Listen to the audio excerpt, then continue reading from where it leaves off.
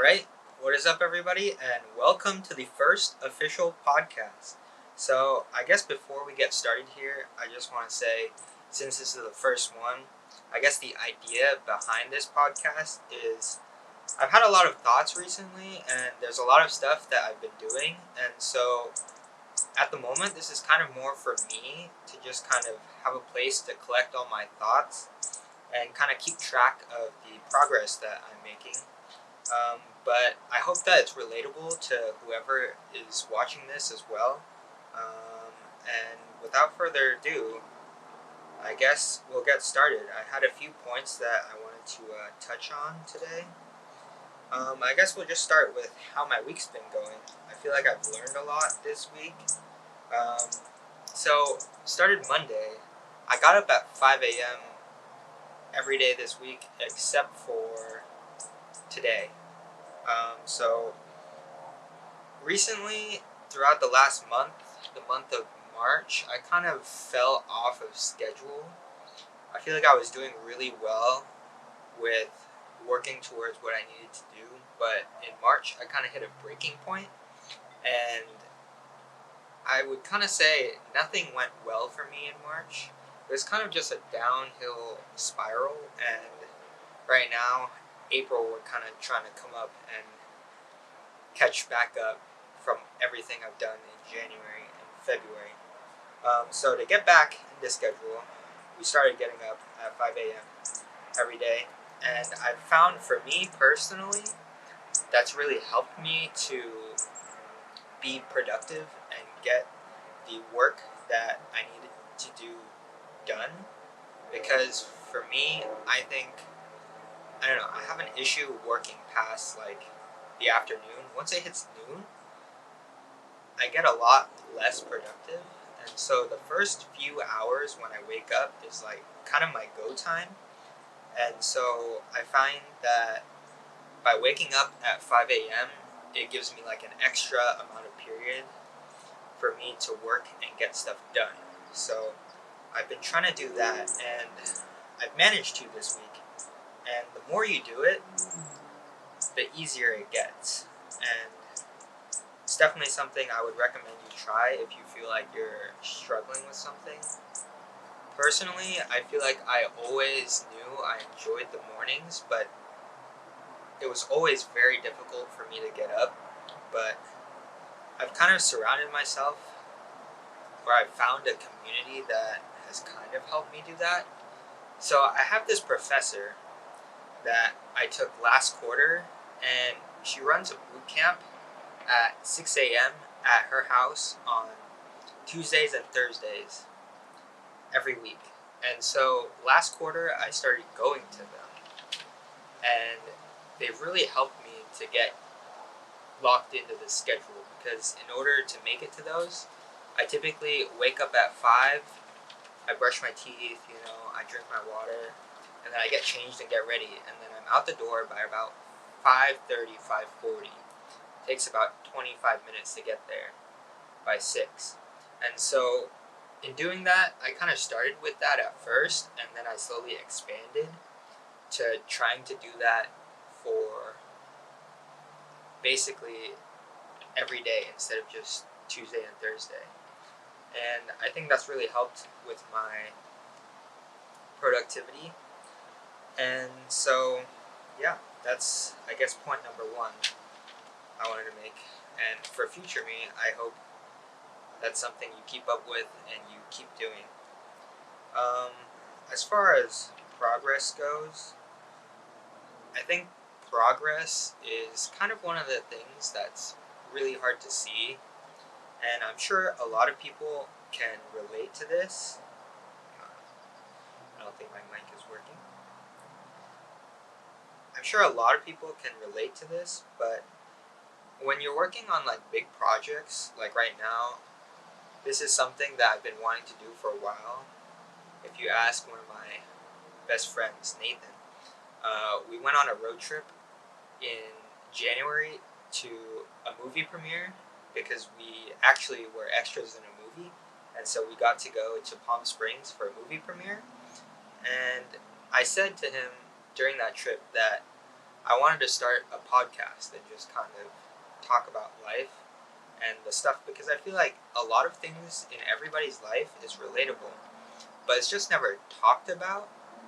And I think by sharing your experiences, it actually can help a lot of people. And I don't know, I've been listening to a lot of podcasts lately. I'm going on a complete tangent here, but I've been listening to a lot of podcasts lately, and I found a lot of the things that people say, they're very relatable to things that's going on in my life. And I don't know, I guess they've definitely helped me feel that I'm not the only one going through the stuff that's happening right now, and it's definitely helped me push through and kind of keep being productive.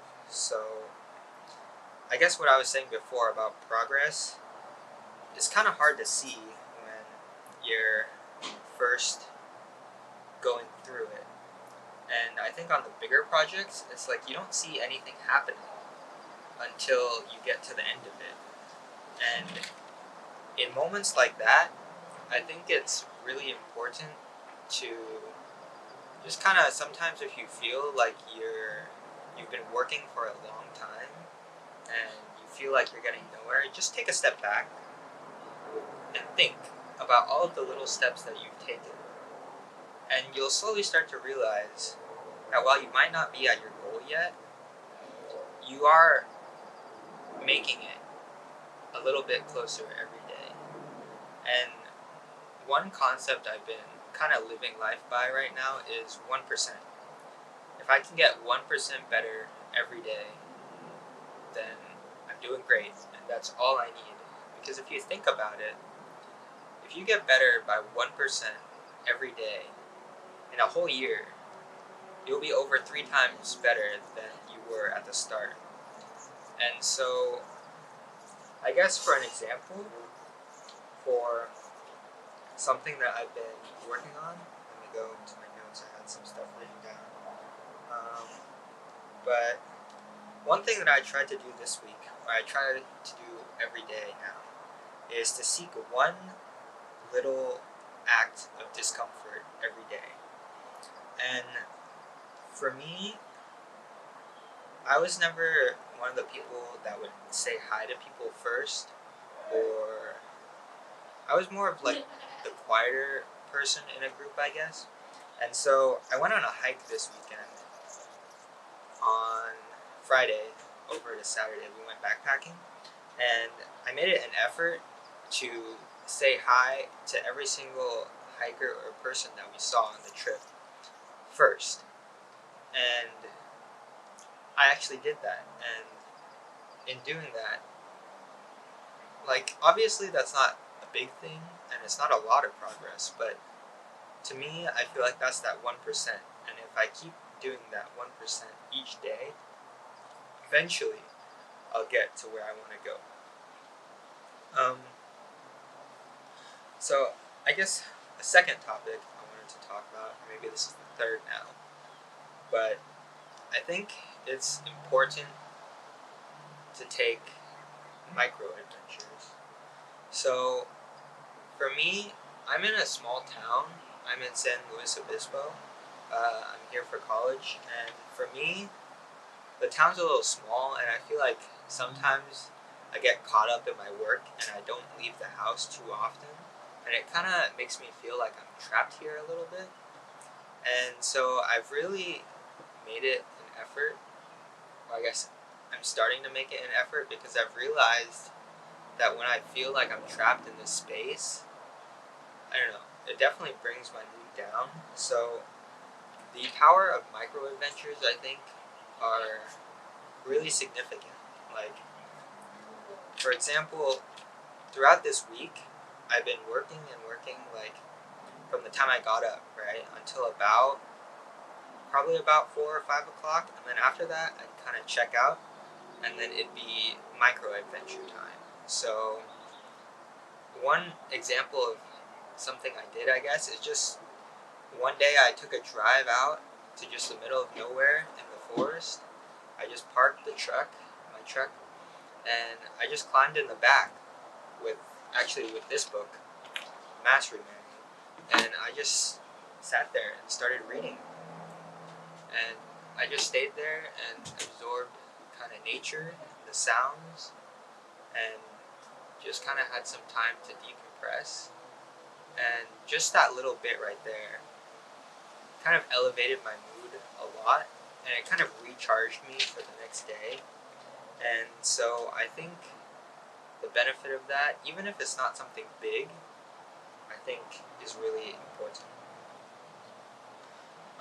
So, alright, I don't really have too much of a plan here, but I guess in regards to this week, I feel like I've had a really productive week.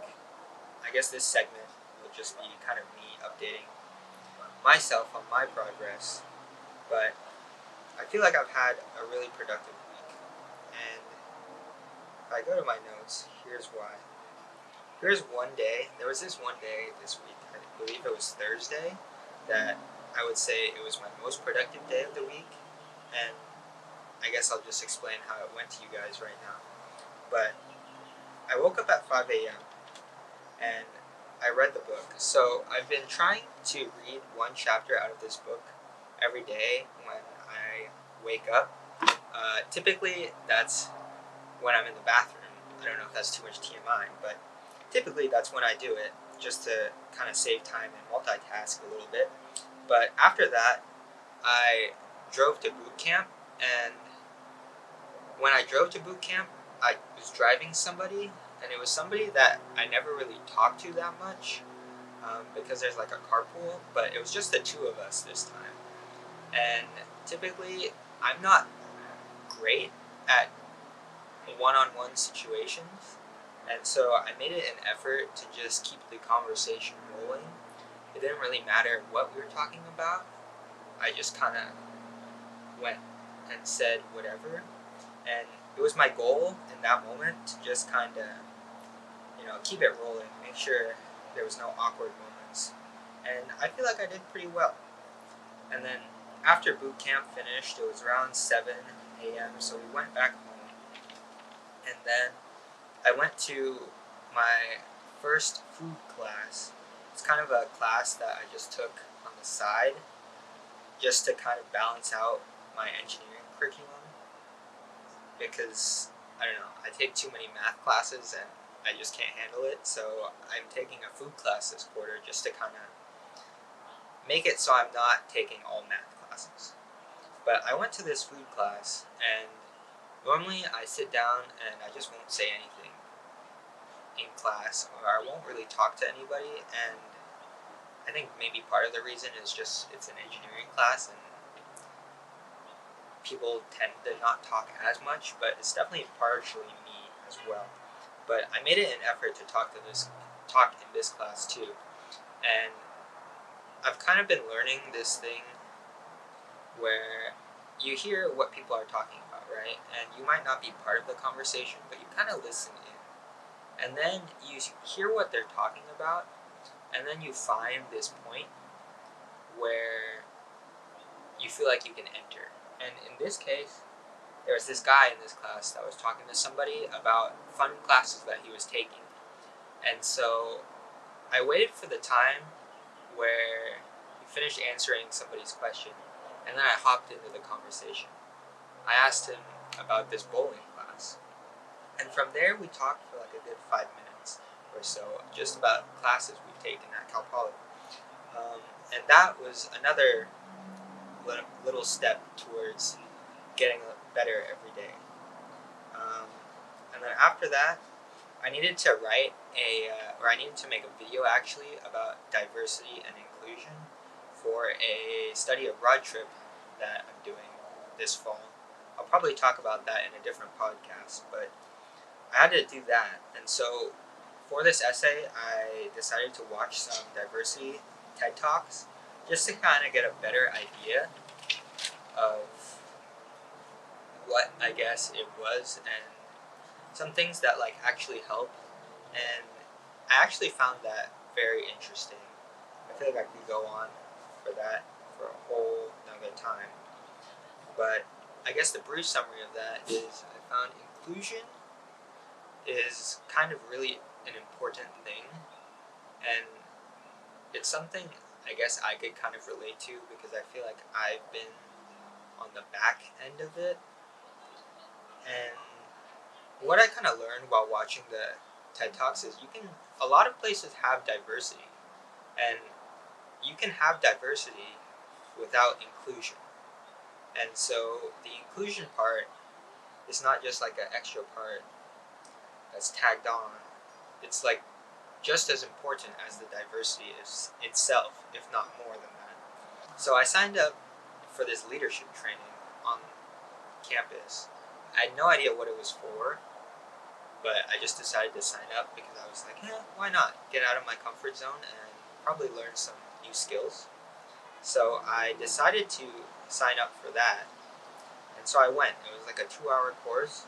And as soon as I walked in the door, the person teaching it recognized me because we apparently had wrestled together before, but I didn't recognize him. But he was really friendly, so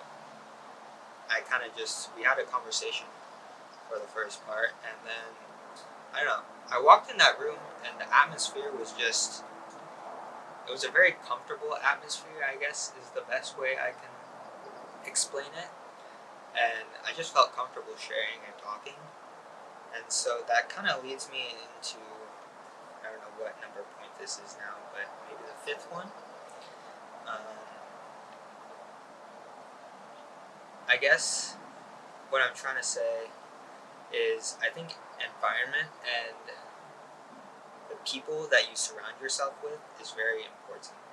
So I've been reading a lot in these books that the people that you surround yourself with is very important, and I've definitely noticed that a lot because typically I feel like I have somewhat of a hard time connecting and talking to people, but recently I've been trying to surround myself with more people that are doing or wanting to do similar things as me. And I don't know, for whatever reason, conversation with people that have the same mentality as me, it just comes so much easier, and I like instantly feel comfortable, and I'm not as afraid to ask questions or say things that are on my mind with these types of people. I don't really know why. But after the leadership class, then I went home and I uploaded that video essay I was talking about before, and I completed that scholarship essay. And so that basically completed all of the scholarships that I needed to do for a semester at Z, which is the study abroad trip I'm planning to do. And that was something that I've been dragging out for like the last 2 months. So that felt really good. And then after that, I went home and did a workout. That's something else I'm slowly starting to get back into. I kind of took a 1-month break during March because, I don't know, I was struggling a little bit with productivity for whatever reason. And so now I'm trying to slowly get back into the groove of things.